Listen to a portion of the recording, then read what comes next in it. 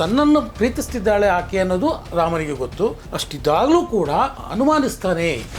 ಸೀತೆ ಪರಿಶುದ್ಧಳು ಅಂತ ಆಗಬೇಕು ಅನ್ನುವ ಭಾವ ಇದೆಯಲ್ಲ, ಅದು ಸೀತೆಯ ಪತಿಯಾದ ಯೋಚನೆ. ಸೊ ಸೀತಾ ಪರಿತ್ಯಾಗದ ಆ ಪ್ರಹಸನ ಅಥವಾ ಆ ಸನ್ನಿವೇಶ ಸೃಷ್ಟಿಯಾಗಿದ್ದು ಯಾಕೆ? ಅಗಸನ ಮಾತಿನಿಂದಾಗಿ ರಾಮ ಸೀತೆಯನ್ನು ಬಿಟ್ಟ ಅನ್ನೋದಿದೆಯಲ್ಲ, ಅದು ಮುಂದೆ ಬಂದ ಬೇರೆ ರಾಮಾಯಣದಲ್ಲಿ ಹುಟ್ಟಿದ ಕಥೆ. ಸ್ತ್ರೀ ವಿಚಾರದಲ್ಲಿ ರಾಮನ ಮನೋಭಾವಗಳು ಇದರಿಂದೆಲ್ಲವೂ ಅರ್ಥ ಆಗುತ್ತೆ. ಅದು ಸೀತೆ ಇರ್ಬೋದು, ಕೈಕೇಯಿ ಇರ್ಬೋದು. ಮೂಲ ವಾಲ್ಮೀಕಿ ರಾಮಾಯಣವನ್ನೇ ತಗೊಂಡ್ರೆ, ಇಡೀ ರಾಮಾಯಣವನ್ನೇ ತಗೊಂಡ್ರೆ ನಾವು ನೋಡಬೇಕಾಗಿರೋದು ಆ ಕೃತಿ ಶೂದ್ರದ್ವೇಷಿ ಅಂತ ಮೊದಲು ನೋಡಬೇಕು. ರಾಮನ ಮೇಲೆ ಅಷ್ಟೊಂದು ಪ್ರೀತಿ ಇಟ್ಟುಕೊಂಡು ಬಂದಂತಹ ಸೀತೆ, ಆತನ ಜೊತೆ ವನವಾಸದಲ್ಲಿದ್ದಂತಹ ಸೀತೆ, ಆತನನ್ನು ನಂಬಿಕೊಂಡು ಬಂದಂತಹ ಸೀತೆಯನ್ನು ಕೊನೆಗೆ ರಾಮ ಅಗ್ನಿ ಪರೀಕ್ಷೆಗೆ ತಳ್ಳುವಂಥ ಒಂದು ವಿಪರ್ಯಾಸ ನಾವು ರಾಮಾಯಣದಲ್ಲಿ ನೋಡ್ತೀವಿ ಅದನ್ನ ವಿಪರ್ಯಾಸ ಅನ್ನೋದನ್ನ ರಾಮನ ಮನಸ್ಥಿತಿಗೆ ಹೋಲಿಸಿ ಮಾತಾಡ್ತಾರೆ. ಹೌದು. ಈ ಸಂದರ್ಭ ಬದುಕಿನಲ್ಲಿ ಏನನ್ನೂ ಸೃಷ್ಟಿಸತ್ತೆ ಅಂತ ಒಂದು ಸನ್ನಿವೇಶ ಹುಟ್ಟುತ್ತಲ್ಲ, ಆ ಸನ್ನಿವೇಶದಿಂದ ಆದದ್ದನ್ನ ರಾಮನ ಮನೋಭಾವ ಅಂದ್ರೆ ಬಹಳ ಚೆನ್ನಾಗಿ ಹೇಳಿದ್ರಿ. ಅದನ್ನ ಸನ್ನಿವೇಶಗಳು ಉಂಟಾಗುತ್ತೆ ಎಷ್ಟೋ ಸಲ. ಅಂದ್ರೆ ನಮ್ಮ ಆಸೆಗಳೇನೋ, ಆಕಾಂಕ್ಷೆಗಳೇನೋ, ನಮ್ಮ ಮನಸ್ಥಿತಿ ಏನೋ, ಅದಕ್ಕೆ ವಿರುದ್ಧವಾಗಿ ನಾವೇ ವರ್ತಿಸುವಂಥ ಘಟನೆಗಳು ನಮ್ಮ ಬದುಕಲ್ಲೇ ನಡೆಯುತ್ತೆ. ರಾಮನ ಬದುಕು ಅಂತಲ್ಲ, ನಮಗಿಷ್ಟ ಅಲ್ಲ, ಆದರೆ ಅದನ್ನು ಮಾಡಬೇಕಾಗತ್ತೆ. ನಮಗದು ಹಾಗೆ ಆಗಬಾರ್ದು ಅಂತಿರುತ್ತೆ, ಆದರೂ ಹಾಗಾಗುವಂತೆ ನಾವೇ ಒತ್ತು ಕೊಡೋ ಥರ ಬರುತ್ತೆ ಅನ್ನೋದಿದೆಯಲ್ಲ, ಅದು ಸನ್ನಿವೇಶ. ಅದನ್ನು ವಿಸ್ತಾರವಾಗಿ ಚರ್ಚಿಸೋಣ. ನಾನೇನು ಇನ್ನೊಂದೇನು ಹೇಳಕ್ಕೆ ಹೊರಟೆ ಅಂದರೆ, ಈಗ ಸೀತೆಯನ್ನು ಬಿಟ್ಟುಬಿಟ್ಟ ಅವನು ಅಂತ, ಕೊನೆಗೆ ಎರಡನೇ ಸಲ ಕಾಡಿಗೆ ಕಳಿಸೋದ ಅಂತ. ಅವನು ಅವಾಗ ಪಟ್ಟಾಭಿಷಿಕ್ತನಾದ ರಾಜ. ಸೀತೆ ಕಳಿಸಿದ ಮೇಲೆ ಅವನು ಇನ್ನೊಂದು ಮದುವೆ ಆಗ್ಬೋದಲ್ವಾ ಅಂತ. ಯಾಕೆ ಮದುವೆ ಆಗಿಲ್ಲ ಅನ್ನೋ ಪ್ರಶ್ನೆ ಇದೆಯಲ್ಲ, ಅದು ಬಹಳ ದೊಡ್ಡ ಪ್ರಶ್ನೆ ಅಂತ. ಅವನಿಗೆ ಮದುವೆ ಆಗಬೇಡ ಅಂತ ಯಾರು ಹೇಳ್ತಾ ಇದ್ರು? ಅವನು ಬಯಸಿದ್ರೆ ಎಂಥ ರಾಜಕುಮಾರಿ ಬರ್ತಾ ಇದ್ಲು, ಅವನಿಗೆ ಮದುವೆ ಆಗಲಿಲ್ಲ. ಮತ್ತೊಂದು ಸಲ ಸೀತೆ ಬಂದು ಅವನ ಎದುರಿಗೆ ನಿಲ್ಲೋ ಥರ ಆಗತ್ತೆ. ಕೊನೆಗೆ ಸೀತೆ ಭೂಮಿಯನ್ನು ಪ್ರವೇಶ ಮಾಡೋ ಹೊತ್ತಲ್ಲಿ ಅದು ಯಾಕೆ ಬರುತ್ತೆ? ಆ ಹಂತ ಯಾವುದು ಅಂತಂದರೆ, ಅವನು ಅಶ್ವಮೇಧ ಯಾಗ ಮಾಡ್ತಾ ಇರ್ತಾನೆ. ಈ ಯಾಗಗಳಲ್ಲಿ ಒಂದು ನಿಯಮ ಇದೆ ಸರ್. ಈ ಪತ್ನಿ ಅಂತ ಹೆಂಡತಿಯನ್ನು ಕರಿತೀವಲ್ಲ ನಾವು, ಈ ಸಂಸ್ಕೃತದಲ್ಲಿ ಯಾವುದೇ ಶಬ್ದ ಬಳಕೆಗೆ ಬಂದರೂ ಅದಕ್ಕೊಂದು ಪ್ರವೃತ್ತಿ ನಿಮಿತ್ತ ಅಂತ ಕರೀತಾರೆ. ಆ ಶಬ್ದ ಅದೊಂದು ಬೇರೆ ಅರ್ಥ ಹೇಳಬೇಕು, ಸಕಾರಣವಾದ ಒಂದು ಅರ್ಥ ಹೇಳಬೇಕು. ಪತ್ನಿ ಅಂತ ಕರೆಯೋದು ಯಾಕೆ ಅಂದರೆ, ಪತ್ಯುರ್ನೋ ಯಜ್ಞ ಸಂಯೋಗೆ ಅಂತ. ಪತ್ನಿ ಅಂತ ಕರೆಯೋದು ಯಜ್ಞದಲ್ಲಿ ಸಹಭಾಗಿನಿ ಅಂತ ಅರ್ಥ ಆ ಶಬ್ದಕ್ಕೆ. ಸಂಗಾತಿ ಅಂತ ಕರೆದ್ರೆ ಜೊತೆಗಿರುವವಳು ಅಂತ ಅರ್ಥ ಅಂತ ಇರೋ ಹಾಗೆ, ಪತ್ನಿ ಅಂತ ಕರೆದ್ರೆ ಯಜ್ಞದಲ್ಲಿ ಸಮಭಾಗ ಇರುವವಳು ಅಂತ ಅರ್ಥ. ನಮ್ಮಲ್ಲಿ ಯಜ್ಞಗಳ ಲಕ್ಷಣ ಏನಿದೆ ಅಂತ ಅಂದ್ರೆ, ಹೆಂಡತಿ ಇಲ್ಲದೆ ಇದ್ರೆ ಯಜ್ಞ ಮಾಡುವ ಅಧಿಕಾರ ಹೋಗ್ಬಿಡತ್ತೆ. ಗಂಡ ಹೆಂಡತಿಯೇ ಕೂರಬೇಕು. ಅವಳು ಹೀಗೆ ನೀರು ಬಿಟ್ರೆ ಮಾತ್ರ ದಾನ ಕೊಡ್ಬೋದು, ಯಜ್ಞ ಮಾಡ್ಬೋದು. ಇಲ್ಲದೆ ಇದ್ರೆ ಅವಳು ಹೀಗೆ ನೀರು ಬಿಡಿಸ್ತಾರೆ ಪುರೋಹಿತರು. ಹಾಗೆ ನೀರು ಬಿಡದೇ ಇದ್ರೆ ಮಾಡುವ ಅಧಿಕಾರ ಗಂಡಸಿಗಿಲ್ಲ ಅಂತಲೇ ಶಾಸ್ತ್ರ. ಇಂಥವನ್ನೆಲ್ಲ ಗಮನಿಸೇ ಇಲ್ಲ ಇವರು. ಅವನು ಯಜ್ಞ ಮಾಡೋ ಹಾಗೆ ಇರೋಲ್ಲ ಅಂತ ಲೆಕ್ಕ ಶಾಸ್ತ್ರದ ಪ್ರಕಾರ. ಅವನು ಅಶ್ವಮೇಧ ಯಾಗ ಮಾಡೋಕ್ಕಾಗಲ್ಲ, ಯಾಕಂದ್ರೆ ಹೆಂಡತಿ ಜೊತೆಗಿಲ್ಲ. ಹೆಂಡತಿ ಕರ್ಕೊಂಬಂದು ಕೂರಿಸ್ಕೊಂಡ್ರಾಗತ್ತೆ, ಸೀತೆ ಬರೋದು ಇಲ್ಲಿಲ್ಲ. ಆಗ ಅವನು ಸೀತೆಯ ಬಂಗಾರದ ಪ್ರತಿಮೆಯನ್ನು ಮಾಡಿಸ್ಕೊಂಡು ಯಜ್ಞ ಮಾಡದ ಅಂತ ಬರುತ್ತೆ. ಅದ್ರ ಬಗ್ಗೆ ಬಹಳ ಚರ್ಚೆ ಇದೆ. ಶಾಸ್ತ್ರದಲ್ಲಿ ಅವಕಾಶ ಇದೆಯಾ ಅದಕ್ಕೆ ಅಂತ ಅಂದ್ರೆ, ಅದನ್ನ ಮುರಿದೇ ಮಾಡ್ತಾನ ಅವನು, ನನ್ನ ಪತ್ನಿ ಅವಳೇ ಅಂತ. ಅಂದರೆ ಆ ಕೊನೆಯ ಕ್ಷಣದವರೆಗೂ ಅವನ ಮನಸ್ಸಲ್ಲಿದ್ದಿದ್ದು ಯಾರು ಅಂತಂದ್ರೆ ಸೀತೆ ಅಂತ. ಇದೇ ಹೇಳುತ್ತೆ, ಸೀತೆಯ ವಿಷಯದಲ್ಲಿ ಅವನು ನಡೆದುಕೊಂಡದ್ದು ಅವನ ಮನೋಭಾವ ಅಲ್ಲ, ಅದು ಬದುಕು ತಂದಿಟ್ಟ ಸವಾಲು. ಇನ್ನೂ ಒಂದು ನಾನು ಹೇಳಿದ್ದನ್ನು ಮುಗಿಸ್ತೇನೆ. ನಾನು ಯಾವಾಗಲೂ ಹೇಳ್ತಾ ಇರ್ತೀನಿ ಇದನ್ನು, ಜಗತ್ತಿನಲ್ಲಿ ಕಳೆದು ಹೋದ ಹೆಂಡತಿಗಾಗಿ ಒಂದು ಮಹಾಯುದ್ಧ ಮಾಡಿದ ಒಬ್ಬ ವ್ಯಕ್ತಿ ಅಂದರೆ ಅದು ರಾಮ ಮಾತ್ರ. ರಾಮಾಯಣದಲ್ಲಿ ವಿಸ್ತಾರವಾಗಿ ಬರೋದೇನು ಅಂದರೆ, ಸೀತೆಯನ್ನು ರಾವಣ ಕದ್ದೋದ ಮೇಲೆ ಆ ದಿಕ್ಕು ಹಿಡಿದು, ಯಾವ ದಿಕ್ಕು ಅಂತ ಗೊತ್ತಿಲ್ಲ, ಈ ದಿಕ್ಕು ಹಿಡಿದು ಹೋಗ್ತಾನೆ ಅವನು. ಪಂಚವಟಿಯಲ್ಲಿ ಅವಳು ಕಳೆದು ಹೋಗಿದ್ದು ಈಗಿನ ಮಹಾರಾಷ್ಟ್ರದ ಭಾಗಕ್ಕೆ ಸೇರುತ್ತದು. ಲಂಕೆ ಇದ್ದಿದ್ದು ಮಹಾರಾಷ್ಟ್ರದಿಂದ ಕರ್ನಾಟಕ ದಾಟಿ, ಕರ್ನಾಟಕದಿಂದ ತಮಿಳ್ನಾಡು ಅಥವಾ ಕೇರಳ ದಾಟಿ ಆ ಕಡೆ ಹೋಗಬೇಕು, ತಮಿಳ್ನಾಡು ದಾಟಿಯೇ ಹೋಗಬೇಕು. ಇಷ್ಟು ದೂರ ರಥ ಅಲ್ಲ, ನಡೆದುಕೊಂಡೇ ಹೋಗಿದ್ದು. ದಾರಿ ಗೊತ್ತಿಲ್ಲ, ಊರು ಗೊತ್ತಿಲ್ಲ, ಕೇರಿ ಗೊತ್ತಿಲ್ಲ, ಕಾಡು ಮೇಡು ಅಲಿತಾ ಈ ಕಡೆ ನನ್ನ ಹೆಂಡತಿ ಇದ್ದಾಳೆ ಅಂತ ಅಳುತ್ತಾ ಹೋಗ್ತಾನೆ ಅಂತ. ಅಳೋದು ಅಂದರೆ ಅಕ್ಷರಶಃ ಅಳ್ತಾನೆ ಅಂತಲೇ ವಾಲ್ಮೀಕಿಗಳು ವರ್ಣಿಸ್ತಾರೆ ಸರ್. ಅಳೋದು ಒಂದೇ ಅಂತ, ಹೆಂಡತಿ ಇಲ್ಲ ಅಂತ, ರಾಮನಂತ ರಾಮ ಹೀಗೆ ಹುಡ್ಕೊಂಡು ಹೋಗ್ತಾನೆ ಅವನಲ್ಲಿ. ಹೀಗೆ ಹುಡ್ಕೊಂಡು ಹೋಗಿ ಸಮುದ್ರಕ್ಕೊಂದು ಸೇತುವೆ ಕಟ್ಟಿ, ಇವತ್ತು ಸೇತುವೆ ಕಟ್ಟೋದು ಅನ್ನೋದು ದೊಡ್ಡದಲ್ಲ, ಅವತ್ತು ಕಷ್ಟದ್ದೇ ಅದು. ಅದರಲ್ಲೂ ಸಮುದ್ರಕ್ಕೆ ಸೇತುವೆ. ಇವತ್ತು ಸಮುದ್ರಕ್ಕೆ ಸೇತುವೆ ಕಟ್ಟಿಲ್ಲ, ನದಿಗೆ ಮಾತ್ರ ಕಟ್ಟಿದ್ದೀವಿ. ಸಮುದ್ರಕ್ಕೆ ಸೇತುವೆ ಕಟ್ಟಿ ಯಾರನ್ನೋ ಹಿಡ್ಕೊಂಡು, ಯಾರ್ಯಾರ್ದೋ ಸಹಾಯ ತಗೊಂಡು, ಯಾರೋ ಕಪಿಗಳಂತೆ ಯಾರೋ ಕರಡಿಗಳಂತೆ ಅವ್ರದ್ದೆಲ್ಲ ಸಹಾಯ ತಗೊಂಡು, ಅವನು ಯಾರು ರಾವಣ ಅಂತ ಗೊತ್ತಿಲ್ಲ, ಅವನ ಶಕ್ತಿ ಸಾಮರ್ಥ್ಯ ಗೊತ್ತಿಲ್ಲ, ಅಲ್ಲಿಗೆ ಹೋಗಿ ಅಲ್ಲಿ ನಿಂತು ಅಲ್ಲಿ ಸುದೀರ್ಘವಾಗಿ ಅವನ ಜೊತೆಗೆ ಯುದ್ಧ ಮಾಡಿ, ಆಮೇಲೆ ಯಾಕೆ ಇಷ್ಟು ಅಂತ ಕೇಳಿದರೆ ಹೆಂಡತಿಯನ್ನು ಬಿಡಿಸ್ಕೊಳ್ಳೋದಕ್ಕೆ ಅಂತ. ಈ ಇಷ್ಟು ಮನೋಭಾವ ಇದೆಯಲ್ಲ, ಇದೇನು ಮನೋಭಾವ ಸರ್ ಇದು? ಹೆಂಡತಿ ಇಲ್ಲದಿದ್ದರೆ ಆಗೋದೇ ಇಲ್ಲ, ನೀನು ಎಲ್ಲೇ ಇದ್ದರೂ ಹೋಗಿ ನಾನು ಕರ್ಕೊಂಬರ್ತೀನಿ ಅಂತ ನುಗ್ಗೋದು, ಒಂದು ಮಹಾಯುದ್ಧ ಮಾಡೋದು. ಇವತ್ತಿಗೂ ರಾಮರಾವಣಯೋರ್ ಯುದ್ಧಂ ರಾಮರಾವಣಯೋರ್ ಇವ ಅಂತ ನಮ್ಮ ಪುರಾಣ ಕಾವ್ಯ ಇವುಗಳಲ್ಲಿ ಅತ್ಯಂತ ದೊಡ್ಡ ಯುದ್ಧ ಯಾವುದು ಅಂತಂದರೆ ರಾಮರಾವಣರ ನಡುವೆ ನಡೆದ ಯುದ್ಧ ಅಂತ. ಅದಕ್ಕೆ ಉಪಮೆಯೇ ಇಲ್ಲ ಅಂತ, ಅದಕ್ಕೆ ಹೋಲಿಕೆ ಕೊಡೋದಕ್ಕೆ ಆಗೋದಿಲ್ಲ ಅಂತ. ಹಾಗೆ ಕರೆಸಿಕೊಳ್ಳುವ ಯುದ್ಧ ಮಾಡಿ ಹೆಂಡತಿಯನ್ನು ಕರೆದುಕೊಂಡು ಬಂದವನಿಗೆ ಮನೋಭಾವ ಅನ್ನೋದೇನು ಅನ್ನೋದು ಇಲ್ಲೇ ಸ್ಪಷ್ಟ ಆಗುತ್ತೆ. ಇಂತಹ ಒಬ್ಬ ಪ್ರೇಮಿ ಹೆಂಡತಿಯನ್ನು ಇಷ್ಟು ಅದಮ್ಯವಾಗಿ ಪ್ರೀತಿಸುವ ಇನ್ನೊಬ್ಬ ವ್ಯಕ್ತಿ ಖಂಡಿತವಾಗಿಯೂ ನಮಗೆ ಇತಿಹಾಸದಲ್ಲಂತೂ ಕಾಣೋದಕ್ಕೆ ಸಾಧ್ಯ ಇಲ್ಲ. ವರ್ತಮಾನ ಭವಿಷ್ಯಗಳು ಗೊತ್ತಿಲ್ಲ ನಮಗೆ, ಇನ್ನೊಬ್ಬ ಯಾರೋ ಅಂತ ಹುಟ್ಕೋಬಹುದೇನೋ ಅಂತ ಅನ್ಸುತ್ತೆ. ಹಾಗಾಗಿ ಈಗ ಅಯೋಧ್ಯೆಯ ಸ್ತ್ರೀಯರಿಂದ ಆರಂಭಿಸಿ ಸೀತೆಯವರೆಗೂ ನೋಡಿದಾಗ ಸ್ತ್ರೀಯರನ್ನು ಅಪ್ರತಿಮವಾಗಿ ಗೌರವಿಸ್ತಾ ಇದ್ದವನು ರಾಮ ಅನ್ನೋದು ನಿಶ್ಚಿತ. ಅಂದರೆ ಇಷ್ಟೆಲ್ಲ ಗೌರವ ಇಟ್ಕೊಂಡವನು ಸೀತೆಯನ್ನು ಯಾರ್ದೋ ಒಬ್ಬನ ಮಾತಿಗೆ ಕಟ್ಟು ಬಿದ್ದು ಆಕೆಗೆ ಅಗ್ನಿ ಪ್ರವೇಶದ ಒಂದು ಪರೀಕ್ಷೆಯನ್ನು ಕೊಡ್ತಾನೆ. ಅಂದರೆ ಇಷ್ಟೊಂದು ತನ್ನನ್ನು ಪ್ರೀತಿಸ್ತಿದ್ದಾಳೆ ಆಕೆ ಅನ್ನೋದು ರಾಮನಿಗೆ ಗೊತ್ತು, ತಾನು ಎಷ್ಟು ಆಕೆಯನ್ನು ಪ್ರೀತಿಸ್ತೀನಿ ಅನ್ನೋದು ರಾಮನಿಗೆ ಗೊತ್ತು.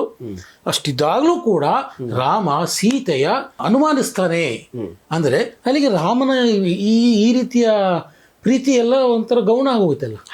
ಅದು ಏನು ಅಂತ ಅಂದರೆ ಅಲ್ಲೊಂದು ತಪ್ಪು ಗ್ರಹಿಕೆ ಮುಂದಿದೆ. ಅಂದರೆ ವಾಲ್ಮೀಕಿ ರಾಮಾಯಣಕ್ಕೂ ಮುಂದಿನದ್ದಕ್ಕೂ ಒಂದು ವ್ಯತ್ಯಾಸ ಇದೆ. ರಾವಣ ಸಂಹಾರ ಆಗತ್ತೆ. ರಾವಣ ಸಂಹಾರ ಆದಮೇಲೆ ವಿಭೀಷಣನಿಗೆ ಪಟ್ಟ ಕಟ್ತಾನೆ ರಾಮ. ಪಟ್ಟ ಕಟ್ಟಿದ ಮೇಲೆ ಸೀತೆಯನ್ನು ಕರ್ಕೊಂಬರೋದಕ್ಕೆ ಹೇಳ್ತಾನೆ. ಸೀತೆಯನ್ನು ಈ ಸಾರ್ವಜನಿಕಕ್ಕೆ ಕರ್ಕೊಂಬರೋದು ಅನ್ನೋದು ಸ್ವಲ್ಪ ಅಪರೂಪದ ಸನ್ನಿವೇಶ ಆಗ. ಅಂದರೆ ಸಾಧಾರಣವಾಗಿ ಈ ರಾಣಿಯರು ಸಾರ್ವಜನಿಕರಿಗೆ ಕಾಣಿಸ್ಕೊಳ್ತಾ ಇದ್ದಿದ್ದು ಕಡಿಮೆ. ಕಾಣಿಸ್ಕೊಳ್ತಾ ಇರಲಿಲ್ಲ ಅಂತಲ್ಲ, ಕಾಣಿಸ್ಕೊಳ್ತಾ ಇದ್ದಿದ್ದು ಕಡಿಮೆ. ಅದು ಅವತ್ತು ಅಂತಲ್ಲ, ಇವತ್ತು ಅಷ್ಟೇ. ಎಷ್ಟೋ ಜನ ತಮ್ಮ ಪತ್ನಿಯರನ್ನು ಈ ಪಬ್ಲಿಕ್ ಇದಕ್ಕೆ ಇದು ಮಾಡ್ಕೊಳ್ಳೋದು ಅಂತ ಅಭ್ಯಾಸ ಇರುತ್ತೆ. ಇವತ್ತಿಗೂ ಹೇಳಿದರೆ ಈಗಲೂ ಸಿದ್ದರಾಮಯ್ಯನವ್ರ ಹೆಂಡತಿ ಫೋಟೋ ಇಲ್ಲ ಅಂತ ಹುಡುಕಾಡ್ತಾ ಇರ್ತಾರೆ. ತುಂಬ ಜನ ತೋರಿಸಲ್ಲ ಅವರ ಪತ್ನಿಯರನ್ನು ಅಂತ. ಅವತ್ತು ಇತ್ತು ಏನಂದರೆ ಅಸೂರ್ಯಂ ಪಶ್ಯ ರಾಜದಾರಾಹ ಅಂತ. ಅಂದರೆ ರಾಣಿಯರನ್ನು ಸೂರ್ಯ ಕೂಡ ನೋಡೋಕ್ಕಾಗಲ್ಲ ಅಂತ, ಅಸೂರ್ಯಂ ಪಶ್ಯ ಅಂತ. ಅವರೂ ಬರ್ತಾ ಇರಲಿಲ್ಲ ಹೊರಗಡೆ ಅಂತ. ಆದರೆ ಅವತ್ತವನಲ್ಲಿ ಕಪಿಗಳು, ಕರಡಿಗಳು, ರಾಕ್ಷಸರು ಎಲ್ಲ ಇದ್ದ ದೊಡ್ಡ ಸಮೂಹಕ್ಕೆ ಕರ್ಕೊಂಬರ್ಬೇಕು ಅಂತ ಹೇಳ್ತಾನೆ. ಅದು ಆಶ್ಚರ್ಯ ತರುತ್ತೆ. ಹನುಮಂತನೇ ಕೇಳ್ತಾನೆ, ಇಲ್ಲಿ ಕರ್ಕೊಂಬರ್ಬೇಕಾ ಅಂತ. ಹೌದು ಅಂತ ಹೇಳ್ತಾನೆ. ಅಂದರೆ ಇವನು ಸೀದಾ ಅವಳನ್ನು ಕರ್ಕೊಂಡು ಹೊರಟು ಬಿಡ್ಬೋದು, ಸಾರ್ವಜನಿಕವಾಗಿ ತೋರಿಸ್ಬೇಕಿಲ್ಲ. ಆದರೆ ಕರಿ ಅಂತ ಹೇಳ್ತಾನೆ. ಕರೆದ ಸೀತೆ ಬರ್ತಾಳೆ. ಸೀತೆ ಬಂದಾಗ ಅವಳಿಗೆ ಬಹಳ ಆನಂದ ಆಗತ್ತೆ. ನೋಡ್ತಾಳೆ, ನೋಡಿ ಅವಳು ಹೇಳ್ಕೊಳ್ತಾಳೆ ಇದನ್ನೆಲ್ಲ, ತನ್ನ ಭಾವ ಹೇಳ್ಕೊಳ್ತಾಳೆ. ಆಗ ರಾಮ ವಿಚಿತ್ರವಾದ ಒಂದು ಮಾತಾಡಿಬಿಡ್ತಾನೆ. ನೀನು ಸ್ವತಂತ್ರಳು, ಇನ್ನು ಮುಂದೆ ನಿನ್ನನ್ನು ಅವನು ಅಪಹರಿಸಿದ್ದ, ಅವನನ್ನು ಸೋಲಿಸಿ ನಿನ್ನನ್ನು ಬಿಡಿಸಬೇಕಿತ್ತು, ಆ ಕೆಲಸ ಮಾಡಿದ್ದೀನಿ ನಾನು. ನೀನೀಗ ಎಲ್ಲಿ ಬೇಕಿದ್ರೂ ಬದುಕಬಹುದು. ನೀನು ವಿಭೀಷಣನ ಆಶ್ರಯದಲ್ಲಿ ಬೇಕಿದ್ರೂ ಬದುಕ್ಬೋದು, ಭರತನ ಆಶ್ರಯದಲ್ಲಿ ಬೇಕಿದ್ರೂ ಬದುಕ್ಬೋದು, ಸುಗ್ರೀವನ ಆಶ್ರಯದಲ್ಲಿ ಬೇಕಿದ್ರೂ ಬದುಕ್ಬೋದು, ಅಥವಾ ಎಲ್ಲಿ ನಿನಗಿಷ್ಟವೋ ಅಲ್ಲಿ ಬದುಕಬಹುದು ಅಂತ ಹೇಳಿಬಿಡ್ತಾನೆ ರಾಮ. ಈ ಮಾತು ಹೇಳುವಾಗ ವಾಲ್ಮೀಕಿ ಹೇಳ್ತಾರೆ, ಅವನೇ ಹೇಳ್ತಾನೆ, ರಾಮನೇ ಹೇಳ್ತಾನೆ, ದೀಪೋ ನೇತ್ರಾತುರಸ್ಯೈವ ಪ್ರತಿಭಾಸಿ ಭಾಮಿನಿ. ಈ ಕೆಲವು ಕಣ್ಣಿನ ರೋಗ ಬರುತ್ತೆ ನಡುವೆ. ಅದು ಬಂದಾಗ ಬೆಳಕು ನೋಡೋಕ್ಕಾಗಲ್ಲ, ಕಣ್ಣು ಮುಚ್ಕೋಬೇಕು ಅಂತ ಅನ್ಸುತ್ತೆ, ಬೆಳಕು ನೋಡೋಕ್ಕೆ ಆಗಲ್ಲ. ಹಾಗೆ ಕಣ್ಣಿಗೆ ರೋಗ ಬಂದರೆ ಬೆಳಕನ್ನು ನೋಡೋದು ಬೇಡ ಅಂತ ಅನ್ಸುತ್ತೆ. ದೋಷ ಎಲ್ಲಿ ಎದ್ದು ಅಂತ. ಬೆಳಕಿನ ದೋಷವ ಕಣ್ಣಿನ ದೋಷವ ಅಂದರೆ ದೋಷ ಕಣ್ಣಿನದ್ದು, ಬೆಳಕೇನೋ ಇಲ್ಲ, ಹಾಗೆ ಇದೆ ಬೆಳಕು. ಹಾಗೆ ನನಗಾಗಿದೆ ಈಗ ಅಂತ ಮಾತಾಡ್ತಾನೆ ಅವನು. ಅಂದರೆ ನಿನ್ನ ದೋಷರಹಿತಳು ಅನ್ನೋದೇ ಮಾತು, ಆದರೆ ನಿನ್ನನ್ನು ಸ್ವೀಕರಿಸೋದಿಲ್ಲ ಅನ್ನೋ ಮಾತನ್ನು ಆಡ್ತಾನೆ ರಾಮ. ನಾನು ಹೇಳ್ತಾ ಇರೋದು ವಾಲ್ಮೀಕಿ ರಾಮಾಯಣದಲ್ಲಿ ಹೇಗೆ ನಡೀತಾ ಇದೆ ಘಟನೆ ಹಾಗೆ. ಇದಾದಾಗ ಅವಳೇನು ಹೇಳ್ತಾಳೆ, ಲಕ್ಷ್ಮಣನಿಗೆ ರಾಮನೇ ಹೀಗೆ ಹೇಳಿದ ಮೇಲೆ ನನಗೊಂದು ಬದುಕು ಅಂತ ಇಲ್ಲ, ಹಾಗಾಗಿ ಚಿತೆಯನ್ನು ಸಿದ್ಧಪಡಿಸು ಅಂತ ಹೇಳ್ತಾಳೆ. ಅಗ್ನಿಯನ್ನು ಸಿದ್ಧಪಡಿಸು, ನಾನು ಅದಕ್ಕೆ ಹಾರ್ತೇನೆ ಅನ್ನೋ ಮಾತನ್ನು ಅವಳು ಹೇಳ್ತಾಳೆ. ಲಕ್ಷ್ಮಣ ಕೋಪದಿಂದ ರಾಮನ ಕಡೆಗೆ ತಿರುಗಿ ನೋಡ್ತಾನೆ. ಅಂದರೆ ಎಲ್ಲರಿಗೂ ಆಶ್ಚರ್ಯ ಆಗುತ್ತೆ. ರಾಮನ ಈ ಮಾತು ಎಲ್ಲರನ್ನೂ ಆಶ್ಚರ್ಯಪಡಿಸುತ್ತೆ, ಲಕ್ಷ್ಮಣನಿಗಂತೂ. ಯಾಕೆಂದರೆ ಬಾಲ್ಯದಿಂದ ಜೊತೆಗಿದ್ದವನವನು, ಅವನಿಗೆ ಇವನ ಮನೋಭಾವ ಮನಸ್ಥಿತಿ ಎಲ್ಲವೂ ಗೊತ್ತು. ಒರಟಾಗಿರಬೇಕಾದ ಸನ್ನಿವೇಶದಲ್ಲೂ ಒರಟಾಗದೇ ಇರುವವನು ರಾಮ. ಇಷ್ಟು ಒರಟಾಗಿ ಮಾತನಾಡಿದ್ನಲ್ಲ ಅನ್ನೋದೊಂದು. ಮತ್ತು ಅವಳು ಬೆಂಕಿಗೆ ಹಾರ್ತೀನಿ ಅಂತ ಹೇಳಿದುವಾಗ ಏನು ಅಂತ ಇವ್ರ ಕಡೆ ನೋಡಿದರೆ ಕಣ್ಣಲ್ಲಿ ರಾಮ ಮಾಡುವಂಥ ಒಂದು ಸೂಚನೆ ಕೊಡ್ತಾನೆ. ಅವನು ಇಂಗಿತಜ್ಞ, ಅವನಿಗೆ ಗೊತ್ತಾಗುತ್ತೆ ಇಲ್ಲಿ ಬೇರೆ ಏನೋ ಇದೆ ಅಂತ ಗೊತ್ತಾಗುತ್ತೆ ಲಕ್ಷ್ಮಣನಿಗೆ. ಅವನು ಅಗ್ನಿಯನ್ನು ಪ್ರತಿಷ್ಠಾಪನೆ ಮಾಡ್ತಾನೆ, ಸೀತೆ ಹಾರ್ತಾಳೆ. ಅದಕ್ಕೆ ಸೀತೆ ಹಾರದ ಕೂಡಲೇ ರಾಮಾಯಣದ ಘಟನೆ, ದೇವತೆಗಳು ಪ್ರತ್ಯಕ್ಷ ಆಗ್ತಾರೆ.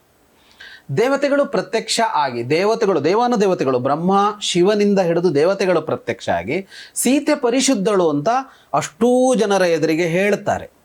ಅದಾದ ಮೇಲೆ ಅಗ್ನಿದೇವ ರೂಪ ಧರಿಸಿ, ಒಂದು ಆಕೃತಿ ಧರಿಸಿ ಸೀತೆಯನ್ನು ಕರ್ಕೊಂಬರ್ತಾನೆ. ಸೀತೆ ಪರಿಶುದ್ಧಳು ಅಂತ ಅಗ್ನಿ ಹೇಳ್ತಾನೆ.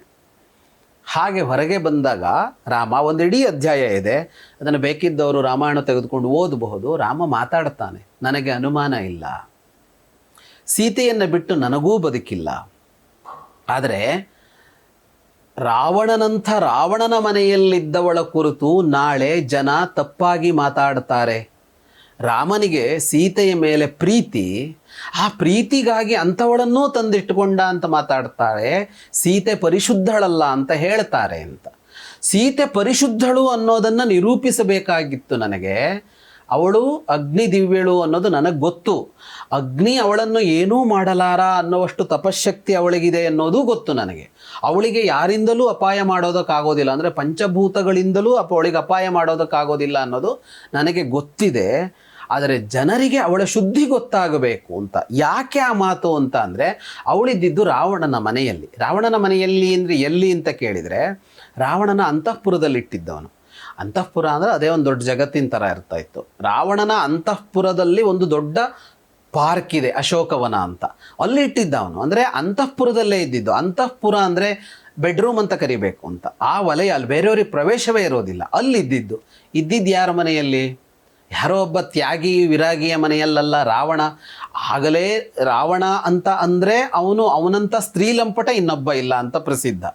ಒಬ್ಬ ಸ್ತ್ರೀಲಂಪಟನಾದ, ಪ್ರಭಾವಿಯಾದ, ಶಕ್ತಿಶಾಲಿಯಾದ, ಬಲಿಷ್ಠನ ಅಂತಃಪುರದಲ್ಲಿ ಇದ್ದು ಹೊರಬಂದ ಸೀತೆಯ ಮನೋಭಾವ ಶುದ್ಧಿ ಇರಬಹುದು, ಆದರೆ ರಾವಣ ಅಂತ ಪ್ರಶ್ನೆ ಬಂದು ಸೀತೆಯನ್ನು, ಅವಳ ಚಾರಿತ್ರ್ಯವನ್ನು ಜನತೆ ಶಂಕಿಸಬಹುದು ಅನ್ನುವ ಕಾರಣಕ್ಕಾಗಿ ಈ ಅಗ್ನಿ ಪರೀಕ್ಷೆ ಆಗಿ ಹೊರಬರಲಿ ಅವಳು ಅನ್ನೋ ಕಾರಣಕ್ಕಾಗಿ ಇದನ್ನು ಮಾಡಿದೆ ಅನ್ನೋ ಮಾತನ್ನು ರಾಮ ಹೇಳ್ತಾನೆ.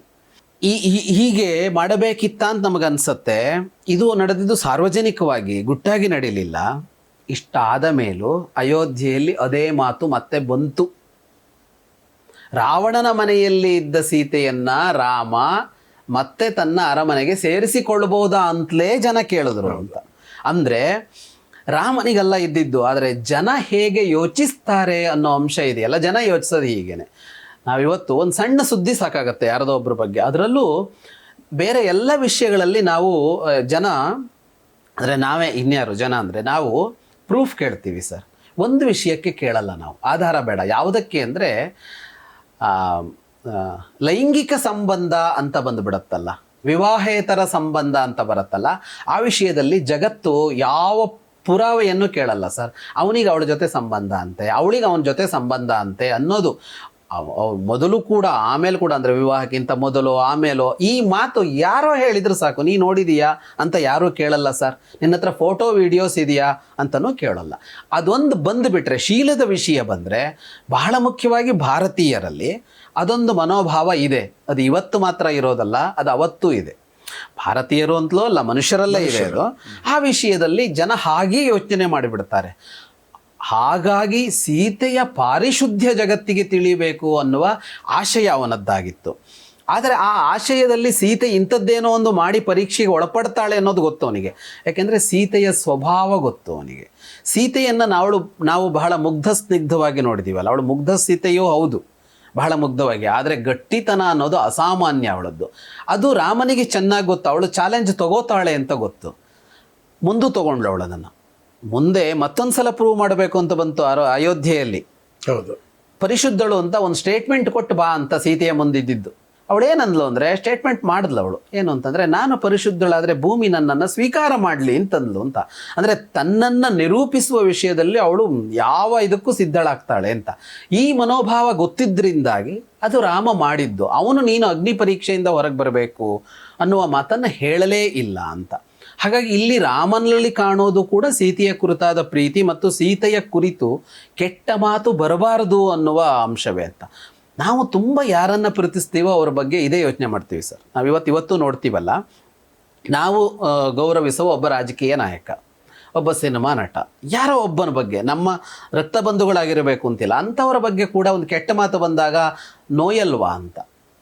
ಈಗ ತುಂಬ ನಿಜವಾಗ ನೋಯ್ತಾರೆ ಅಂತ. ಅನುಯಾಯಿಗಳು, ಅಭಿಮಾನಿಗಳು ಅಂತ ಇರ್ತಾರಲ್ಲ, ನಾವು ಹೊರಗಡೆಯಿಂದ ನೋಡೋರಿಗೆ ಏನು ಹುಚ್ಚು ಇವರಿಗೆ ಅಂತ ಬೈತೀವಿ, ಆದರೆ ಆ ಮನುಷ್ಯನಿಗೆ ತುಂಬ ನೋವಾಗುತ್ತೆ.